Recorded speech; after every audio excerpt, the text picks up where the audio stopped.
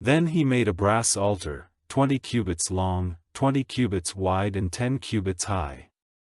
And he made the great water vessel of metal, round in form, measuring 10 cubits across from edge to edge. It was 5 cubits high and 30 cubits round. And under it was a design of flowers all round it, 10 to a cubit, circling the water vessel in 2 lines. They were made from liquid metal at the same time as the water vessel. It was supported on 12 oxen, 3 facing to the north, 3 to the west, 3 to the south, and 3 to the east, the water vessel resting on top of them. Their back parts were all turned to the middle of it. It was as thick as a man's open hand, and the edge of it was curved like the edge of a cup, like a lily flower. It would take 3,000 baths. And he made 10 washing vessels, putting 5 on the right side and 5 on the left. Such things as were used in making the burnt offering were washed in them, but the great water vessel was to be used by the priests for washing themselves. And he made the 10 gold supports for the lights, as directions had been given for them, and he put them in the temple, 5 on the right side and 5 on the left. He made 10 tables, and put them in the temple, 5 on the right side and 5 on the left. And he made 100 gold basins. Then he made the open space for the priests, and the great open space and its doors, plating the doors with brass.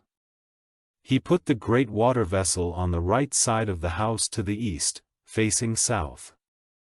And Huram made all the pots and the spades and the basins. So he came to the end of all the work he did for King Solomon in the house of God. The 2 pillars, and the 2 crowns on the tops of the pillars, and the network covering the 2 cups of the crowns on the tops of the pillars, and the 400 apples for the network, 2 lines of apples for the network covering the 2 cups of the crowns on the pillars. And he made the 10 bases and the 10 washing vessels which were on the bases, the great water vessel with the 12 oxen under it. All the pots and the spades and the meat hooks and their vessels, which Huram, who was as his father, made for King Solomon for the house of the Lord, were of polished brass. The king made them of liquid metal in the lowland of Jordan, in the soft earth between Succos and Zereda. So Solomon made all these vessels, a very great store of them, and the weight of the brass used was not measured. And Solomon made all the vessels used in the house of God, the gold altar and the tables on which the holy bread was placed, and the supports for the lights with their lights, to be burning in the regular way in front of the inmost room, of the best gold. The flowers and the vessels for the lights and the instruments used for them, were all of gold. It was the best gold. The scissors and the basins and the spoons and the fire trays, of the best gold, and the inner doors of the house, opening into the most holy place, and the doors of the temple, were all of gold.